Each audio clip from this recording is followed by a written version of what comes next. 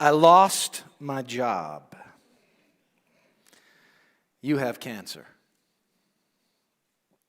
Will you marry me? I want a divorce. She's dead. All of those from different sectors. I mean, some of them are some of the most joyous words you can possibly imagine. And some of those are the most sorrowful words you can possibly fathom. Some of you have heard those words. To say he is risen is so not innocuous. It's so cataclysmic. It's so wondrous. It's so life-defining. It's like hearing those words. It's intended that way. If it's not for you, then I'm hoping by the time we get to the end, it will be. But to say he is risen is to say three words that literally have redefined all of human civilization and reality. We turn our clocks in correspondence to the notion of the life of Christ. The Western world repositions itself in correspondence to that. Everything, the hinge of human history, turns on that. And if there is an event in the life of Christ that is the culmination, or if it is even, if we want to say, the hinge of the very life of Christ, it is this. It is resurrection. So as we look at it, I want to spend time with you thinking about what I'm calling, and you'll hear this word again, but some reverberations of the resurrection. I love the Cambridge Dictionary defines reverberation as a sound that lasts for a long time and makes things seem to shake. The resurrection is that kind of thing. It's the kind of thing that has residual aftershocks that reemerge. In fact, the truth be known, the reason why we gather every Sunday to worship as the Christian church throughout the world is the celebration of the reverberations of the resurrection. So we take this Sunday and we kind of focus on it, but every Sunday is about he is risen. Every Sunday. That's why we're gathering on a Sunday and not a Tuesday. Okay? Because when we gather, we celebrate that proclamation explicitly or implicitly every single time. So in a sense, today is nothing new. It's just whether it's number 1, number 37, or number 52 on the calendar of the year, we're gathering to say he's risen, to celebrate. I want you to take your Bibles and look with me. We spent time Friday night, if you were here for our Good Friday service, in Matthew 27, and we looked at verse 27 through 56. I'd like to pick up in verse 55 because it's sort of a bridge to the text that we're going to spend our time in. And we're going to spend most of our time in chapter 28, verses 1 through about 15, but we have to do a little bit of work just to get there, just to understand the text. So we pick up in verse 55. There were also, this is just after Jesus has died, breathed his last, the Roman soldiers have acknowledged that there's something unique and special about him. Matthew uses their confession certainly to proclaim the truth that he is indeed the Son of God. And verse 55, there were also many women there, looking on from a distance, who had followed Jesus from Galilee, ministering to him, among whom were Mary Magdalene and Mary the mother of James, that's probably James, the son of Alphaeus, the disciple, and Joseph, and the mother of the sons of Zebedee. So Mary Magdalene, a couple moms of the disciples. We'll talk a little more about that because women are crucial in this narrative and in this story, and that's utterly unexpected, by the way. It's not how ancient history was written. You can call it sexist if you want to, looking anachronistically sort of back in time, but the reality was if you wanted to vindicate the truth of something, you didn't go to female sources. And that's just the way the ancient world operated. It's not right, but it's the way it operated.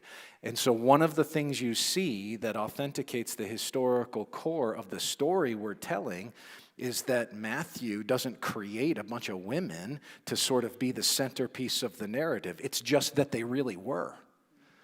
They just really were, and so he's just telling the story as it sits. If he wanted to make something believable, he actually wouldn't start this way. But he does, because this is what happened. Because God is interested in revealing himself to everyone. Women have an incredible prominence moving from here out the end of the gospel. Verse 57. When it was evening, there came a rich man from Arimathea named Joseph, who also was a disciple of Jesus. He went to Pilate and asked for the body of Jesus. And Pilate ordered it to be given to him. Now, Matthew gives us just this one real kind of descriptor of Joseph of Arimathea, and he's in all four Gospels. And when you put the description of all four Gospels together, here's the description you basically get of Joseph of Arimathea. He's a member, Mark and Luke tell us, of the Sanhedrin. He's a member of the council. Now, that's the very council that moved toward putting Jesus to death. Well, we might wonder, right? Well, why would he then be one who would come at the end of Jesus' death and ask for the body? Well, John gives us an indication about that. John says, well, he was a disciple, but he was one in secret. He was one in secret. So now, the shakeup of the crucifixion has at least rattled this man that Matthew identifies as rich, quoting Isaiah 53, verse 9, or not quoting, but sitting at the backdrop of his assertion of him as a rich man is Isaiah 53:9. And they made his grave with the wicked and with a rich man in his death, although he had done no violence and there was no deceit in his mouth. He wants to make the connection that the one that was spoken of in Isaiah 53, who died as the suffering servant, is the one who now is being buried by a rich man in his tomb. And when we get the full picture, that rich man was part of a group that had condemned him, but he silently held himself, and now it has shaken him to the point that he's coming out and saying, listen, I'm actually a disciple. He asked Pilate for the body, and Joseph took the body, wrapped it in a clean linen shroud, laid it in his own new tomb. Those tombs, if you ever travel to Israel, I mentioned on Friday that you might be tempted to think that the famous garden tomb is the actual tomb of Christ. It's not. The historic tomb archaeologically of Christ is located most likely at the Church of the Holy Sepulchre. But that tomb, nonetheless, gives a little bit of a picture of what tombs were like. And when you go into the tomb itself, you immediately notice that there's multiple compartments, because tombs, especially tombs for the wealthy, in that context had multiple compartments. It was a new tomb, meaning no body was in there anywhere, and it was Joseph's, likely his family tomb. He'd probably moved to Jerusalem from Arimathea, that was about 20 miles away, and he had moved there to be a part of the council and the Sanhedrin. His tomb had been cut in the rock, and he rolled a great stone to the entrance of the tomb and went away. Mary Magdalene and the other Mary were there sitting opposite the tomb. And there the women show up again. That's important. In fact, that detail, if we didn't have a later connection with these ladies, we might go, why does he even mention these two here? Because it's sort of like a movie, and all of a sudden we see two characters, and we go, oh, okay, they're going to play a role moving forward. The next day, that is the day after the day of preparation. Preparation likely in reference to the Sabbath, but actually if you go back into history on this particular calendar year, this particular Sabbath would have been the beginnings of Passover, the central festival that would have happened on this particular year in the month of Nisan. And so it was likely also kind of a preparation there, a double idea, not just for the Sabbath, but also for this particular Passover. The chief priests and the Pharisees gathered before Pilate. So the religious rulers connected with Pilate, the Roman governor, and said, sir, we remember how that, your English might say, ESV says imposter, deceiver, is the idea, said while he was still alive, after 3 days I will rise. Now, when did he say that? Interestingly, he mentions his resurrection. We'll see text later on. He mentions his resurrection to his disciples in private and probably the entourage that was following him. But in terms of public proclamation to the religious leaders, we have very minimal, if any, kind of clear, direct statements. Probably what's in their minds is Matthew 12, 38 through 40. And it reads this way. Then some of the scribes and Pharisees answered him, saying, so we have the religious leaders engaging him, Teacher, we wish to see a sign from you. But he answered them, An evil and adulterous generation seeks for a sign, but no sign will be given to it except the sign of the prophet Jonah.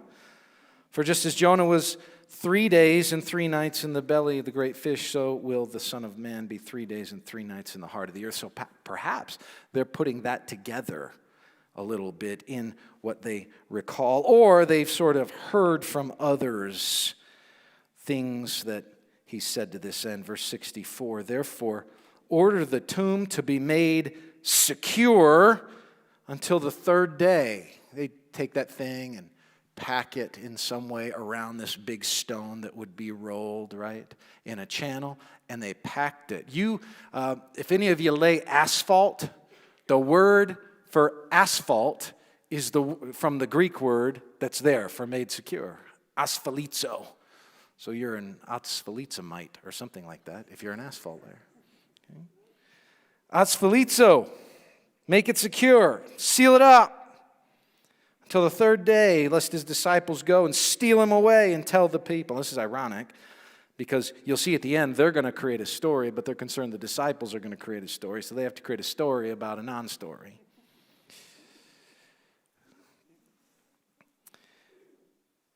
Unless they tell the people he's risen from the dead, and the last fraud will be worse than the first. So see what they're saying? He's a fraud. He told them he'd do all this stuff. And then if they end up stealing him away, now we got a fraud upon a fraud, and it's going to be a nightmare, and people are going to follow him. It's going to be a mess. Pilate said to them, you have a guard of soldiers. And I don't know. The Greek can just be taken either way here. I'm not sure which it is. And here's the difference. If Pilate says to them, you have a guard of soldiers, then the guard that guarded the tomb would have been the Jewish temple guard, because they would have had a guard of soldiers. It's also possible, though, in Greek, that he's saying, here, take a guard of soldiers, which would mean they were a Roman guard.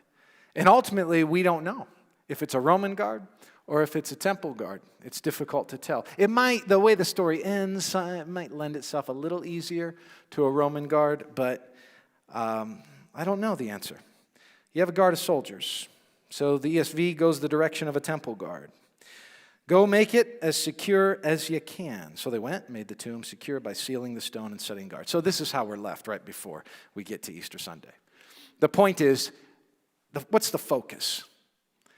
The focus right now is not so much Jesus, actually. I mean, if you just read through it. The focus is the situation of the tomb. That's the focus. What's the deal with this? We're supposed to finish and go, that sucker's locked. Ain't nobody getting in there. Asphalted up. Right? Sealed up. A guard is placed there. We're supposed to stop and go, this is done. Dead on arrival. And now we pick up. And what I want to do is show you 7, I'm calling them reverberations, echoes that shake. Echoes that shake. And there's just points I want to jump off at about the resurrection and I want you to think about. But we're going to stay pretty close here, right in this narrative. We're looking at how Matthew brings this to bear. Okay? Now, verse 1, after the Sabbath, toward the dawn of the first day of the week, Mary Magdalene and the other Mary. So here we go. 3rd time these ladies are mentioned. Mary Magdalene and the other Mary, that's Mary, going back to verse 56, chapter 27, that's Mary, the mother of James and son of Alphaeus and Joseph, went to see the tomb. And behold, there was a great earthquake. For an angel of the Lord descended from heaven and came and rolled back the stone and sat on it. Now let's first recognize why the angel rolled it back. The angel did not roll back the stone so the angel could go, "Hey, Jesus! Time to wake up! Come on! Let's go!" He hit the snooze. He didn't roll back the stone so Jesus could get out. He rolled back the stone so the ladies could get in. That's important, by the way.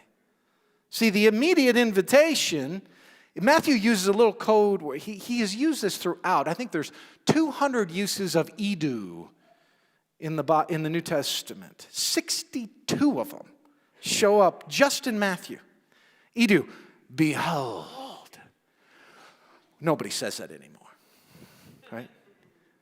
You won't get around a table, and if you ladies cook the meal, you will not say, "Family, behold." If you do, you're a weirdo. Okay? Now, what we say instead is, "Look! Look!" This is what Matthew's saying. Look! He's giving an invitation. This thing's been rolled back, and we, the reader, are supposed to go, "Let's look inside. What's going on in here?" It's an invitation for you to look. It's an invitation for you to ponder. It's an invitation for you to assess. It's an invitation for you to analyze. It's an invitation for you to say, "Hey, what we're about to read, does this thing hold up mustard?" Now, this morning, we'd be here a long time if I spent this morning just giving you sort of an apologetic for the resurrection. It's actually not my intent. But I just want to mention a couple little things on the side for you, just for a sec, okay? One of the most convincing pieces, actually, for the resurrection is one not talked about enough. You'll have the appearances. That's important. You have the fact that you have independent and semi-independent sources attesting to the same event with the same core story. Little details out here. In fact, the little details that sometimes somebody says, "Oh, remember that," and somebody says, "Oh, remember that," that actually witnesses to the fact that the historical core that's shared is in fact true, because that's the way stories get remembered. If we all watch the same thing and 5 of us report on it, we're going to report the same central idea, and then one of you will go, "But you remember this part," and somebody will go, "Oh, yeah, but do you remember seeing that? You got the same core, but little different details you remember." That's the way that it reads when you read the gospel. So it reads the way we would expect an actual story to read that was in history, and it is attested to by multiple independent witnesses and semi-independent witnesses. That's important. But one of the things I think is interesting is that Matthew, in particular, his audience is primarily Jewish, and this story starts Jewish. It starts Jewish, meaning, who are the people who are witnessing this? They're Jewish. See, why does that matter? There's 2 reasons why that matters. The first is you have to understand that any notion for a Jew to talk about resurrection always, right? Give yourself a neck tattoo, always, so you don't forget it, meant a body. It always meant a body.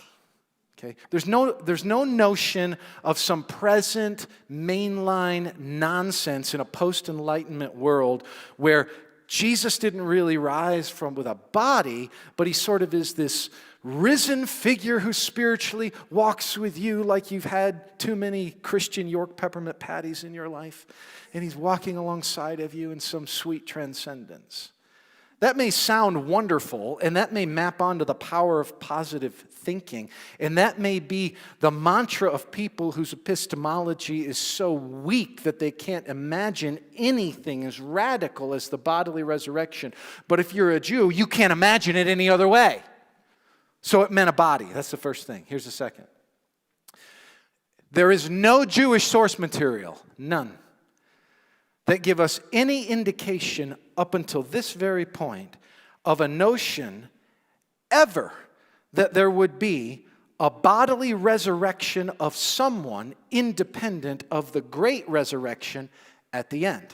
You have things in Ezekiel, and particularly Daniel 12, that point to an idea of a resurrection. But you have nothing in any Jewish source material that gives us an indication of one resurrected independent of the ultimate resurrection.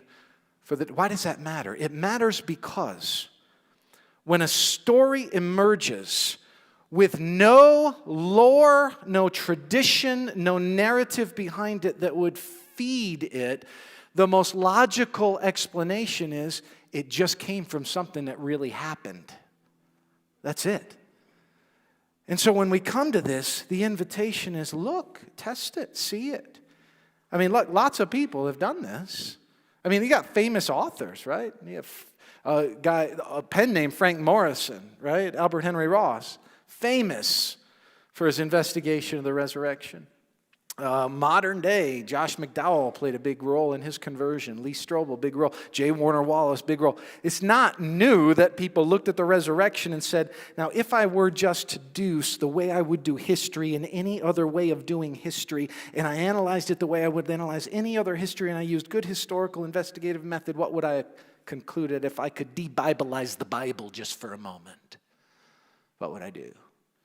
And they said, well, it looks like maybe it really happened. You're invited to come, and you're invited to see. Look again at verse 2. And look, there was a great earthquake. For an angel of the Lord descended from heaven and came and rolled back the stone, sat on it. His appearance was like lightning, and his clothing white as snow. And for fear of him, the guards... You know what the word is? It's the same root word for earthquake. It's seio in the Greek. We get seismic from it. Right? The guards had a seismic experience. The guards quaked, trembled, and became like dead men. Do you understand the irony here?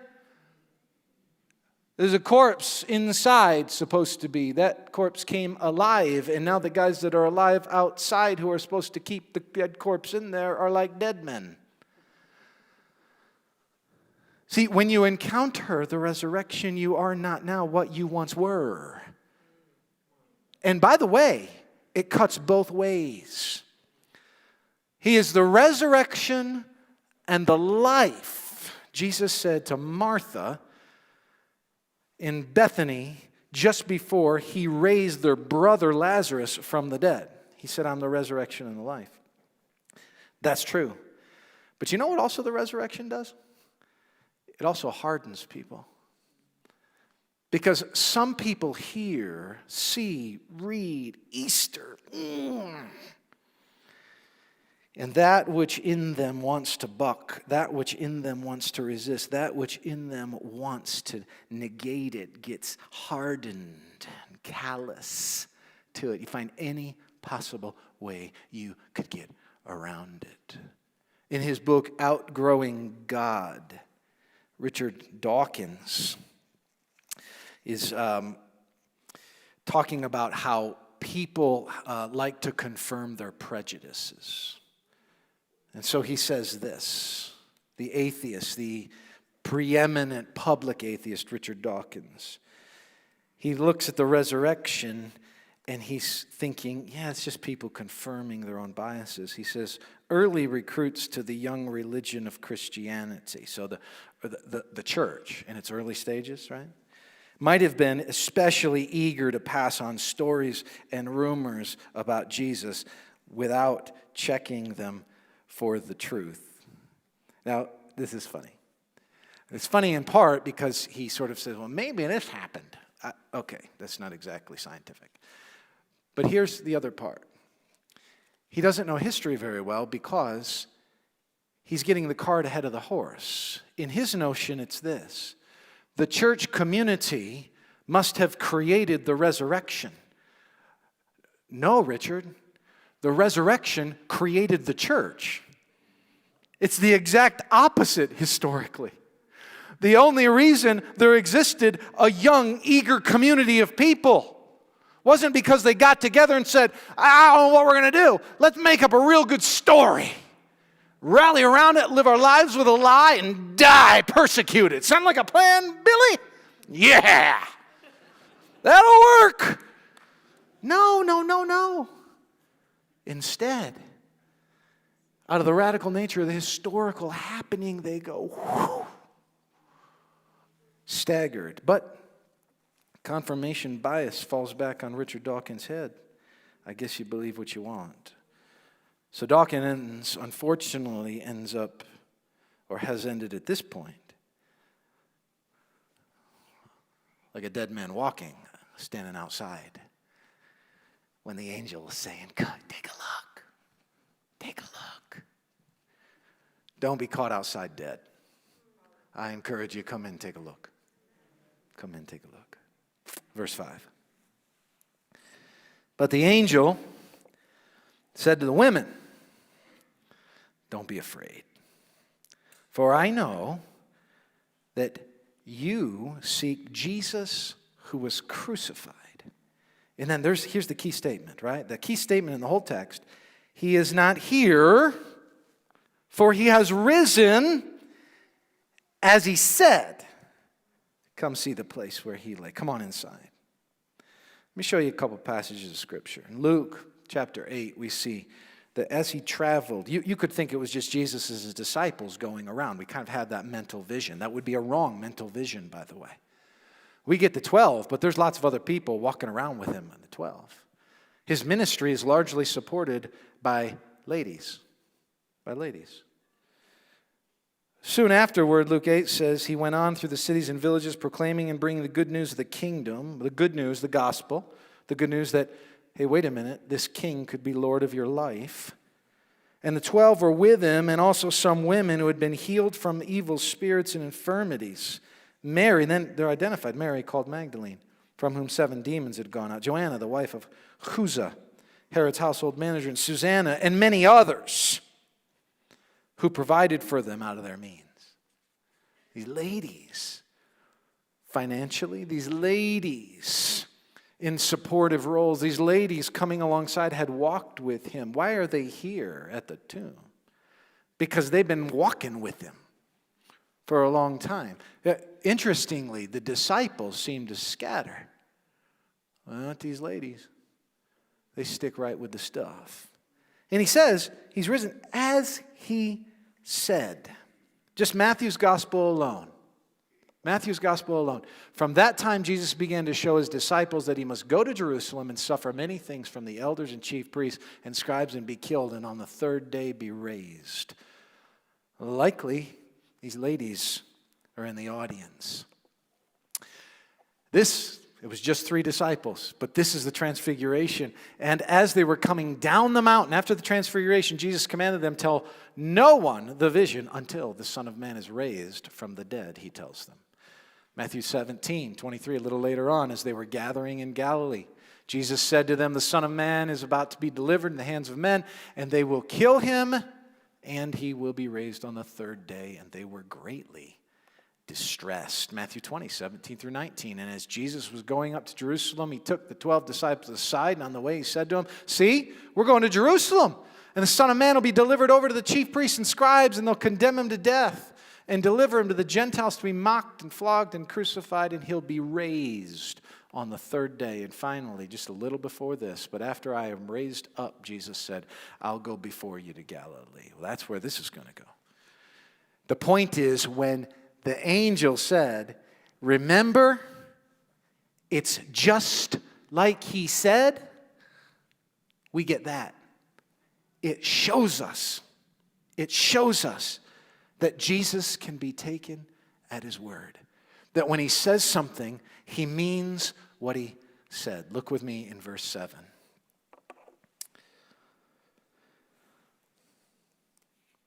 He says, then go quickly and tell his disciples that he has risen from the dead.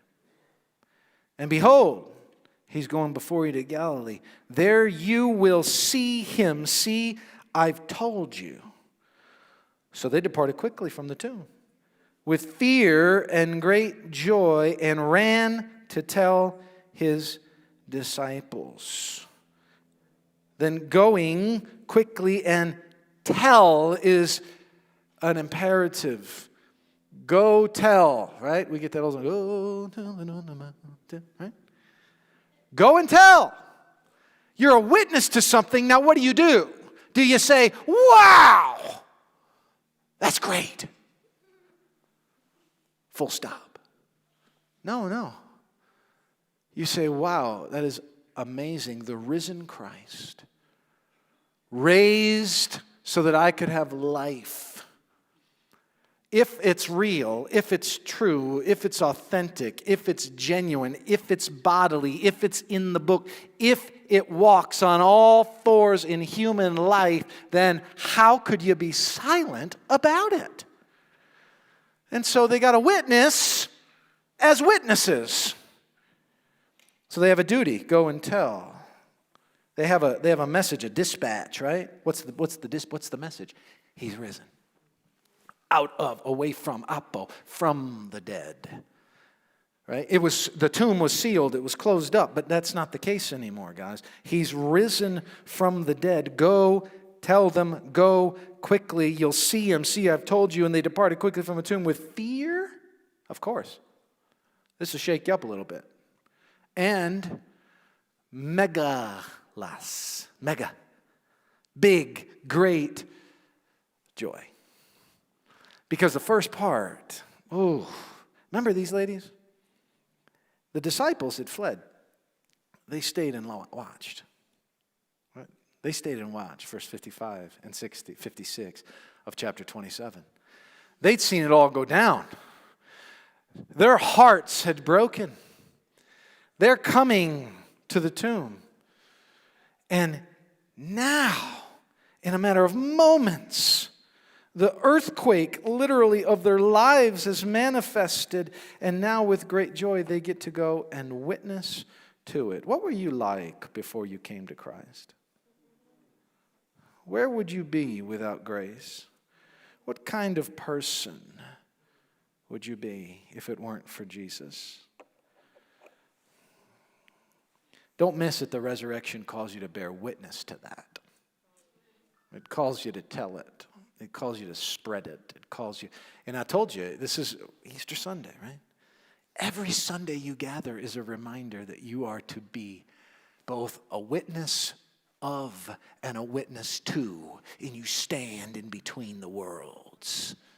Straddle them for the glory of God. The resurrection induces worship. And behold, Jesus met them. Behold, Jesus met them. Can you imagine that moment? I love this because it's like, what does Jesus say now? What's up? How you doing? Ladies. I mean, what does he say? And honestly, it's sort of like Jermaine. Right? He basically says, hey, greetings. That's the way, the word here is the way. In the ancient world, you'd go, hello. Now, it reminds me of this old country song, you had me at hello. I think he had him. I think he had him at hello. Greetings. What'd they do? Well, they didn't say hello back. They came up, took hold of his feet, and worshiped him. 2 Kings 4:27, the Shunammite comes pleading with the man of God, Elisha, up at Mount Carmel. And she just barges in because she wants her child healed. And she comes and she lays hold, the text says she fell at his feet. She fell at his feet. Cyrus, there's an old inscription, Persian inscription, of Cyrus who subjected other kings to himself, and he says they came and they laid hold of my feet. See, what they're doing is they're acknowledging that the king has risen.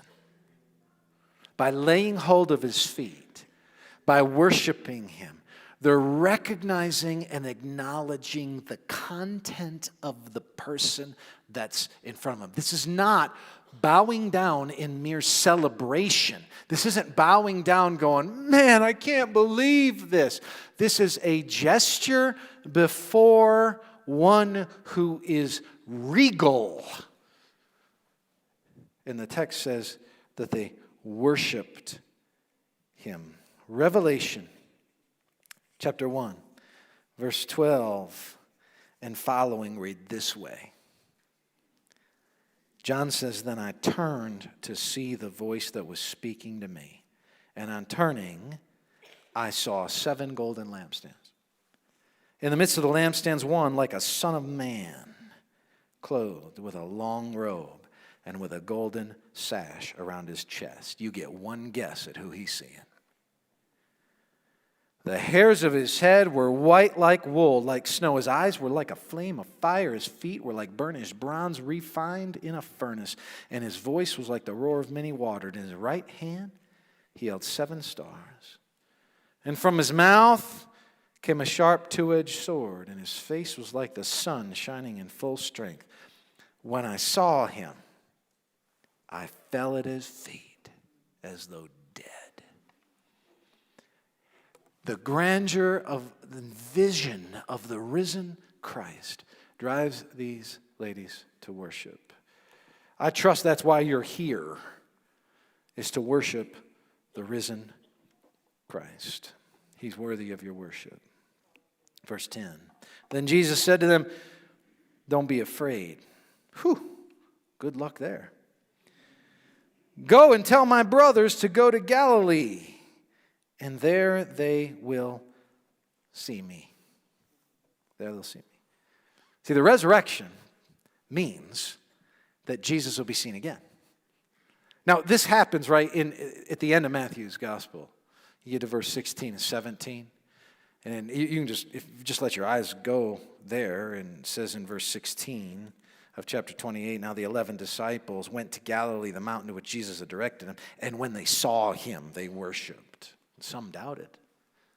Then he's going to commission them to be witnesses to what they're witnessing, right? But they see him. Just fulfilled right there.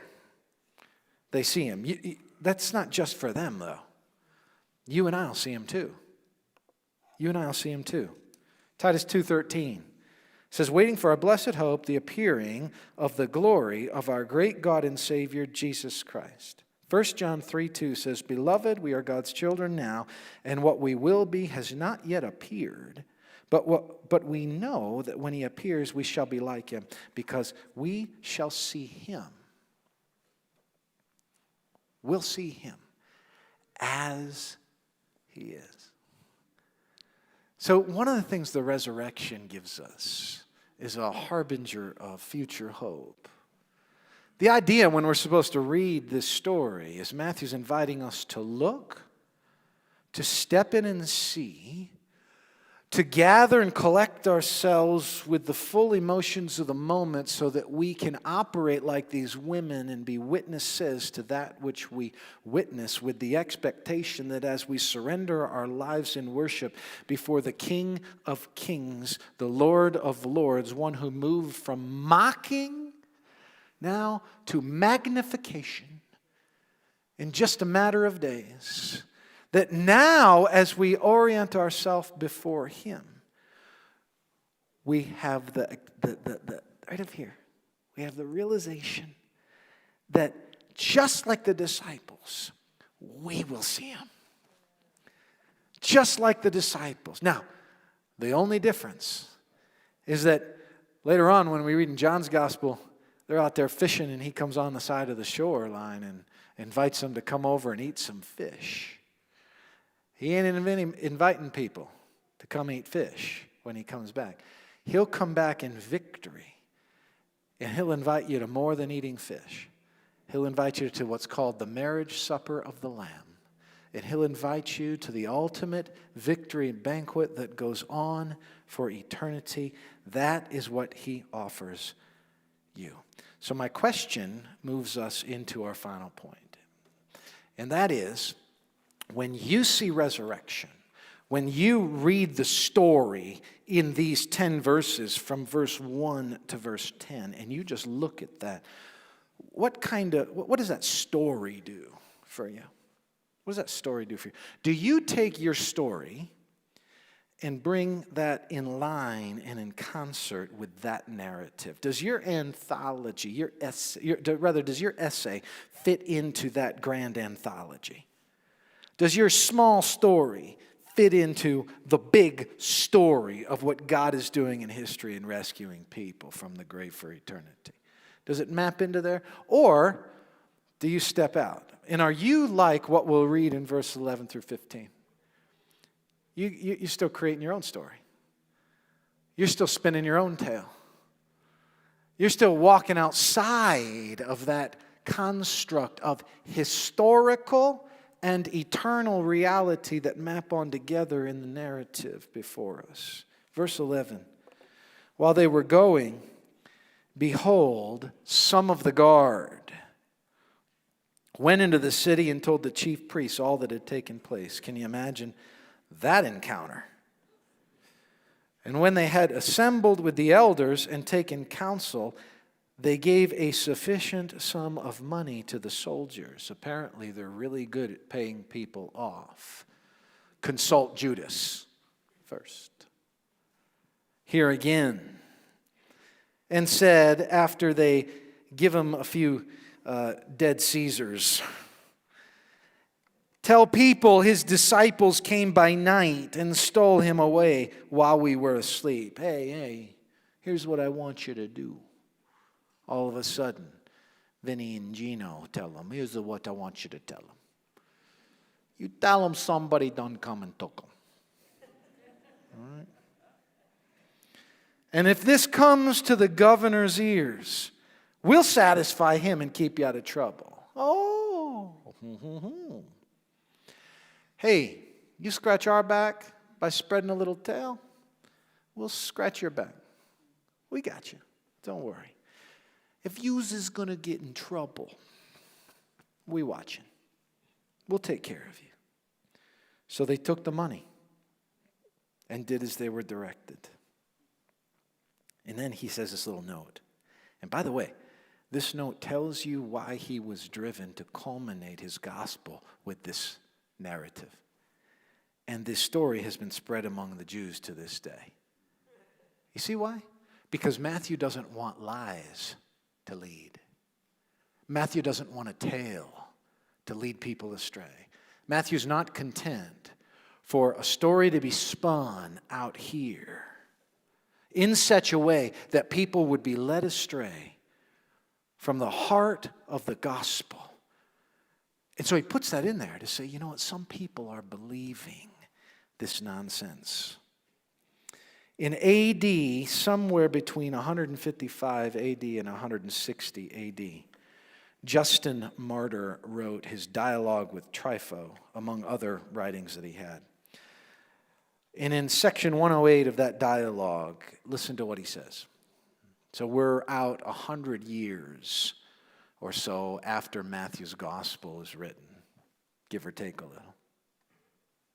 A century later, he says, you have sent, to Trypho, you have sent chosen and ordained men throughout all the world to proclaim that a godless and lawless heresy had sprung from one Jesus, a Galilean deceiver, whom we crucified. But his disciples stole him by night from the tomb where he was laid when unfastened from the cross, and now deceive men by asserting that he has risen from the dead and ascended to heaven. Justin Martyr, in a context where he is vindicating the resurrection, where he's talking about the resurrection, says that story is still going around 100 years later. And you guys keep feeding that story and feeding that narrative. I want to go back to a previous point. The absolute quaking moment of the resurrection shakes you in such a way that it hardens you or it softens you. Okay? And it's intended to do that. You are here this morning, and it is God's intention, listen carefully, it is God's intention that you would either leave softer to the story of the risen Christ and how your story is swept up by his resurrection, or that you would leave harder. Because Christ is no mealy-mouth. He will not be somehow co-opted into some etherealized pseudo-spirituality and religiosity. That is far more. He says, I spew the lukewarm out of my mouth. You're either hot or you're cold. And the resurrection is a definer of the temperature of the soul, one way or the other.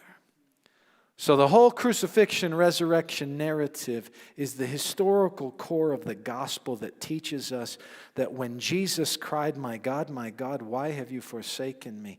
And he held in tension his feelings of forsakenness with the faithful attribution that it was indeed my God, his Father, to whom he commends his spirit in his dying breath, that as he dies, and the anguish of his soul was not the pain of the nails. The anguish of his soul was not the loss of family before him. The anguish of his soul was not the betrayal of others. The anguish of his soul was the sin of humanity weighing down on him, and that his Father would in that act be punishing him just as if he had committed those sins himself.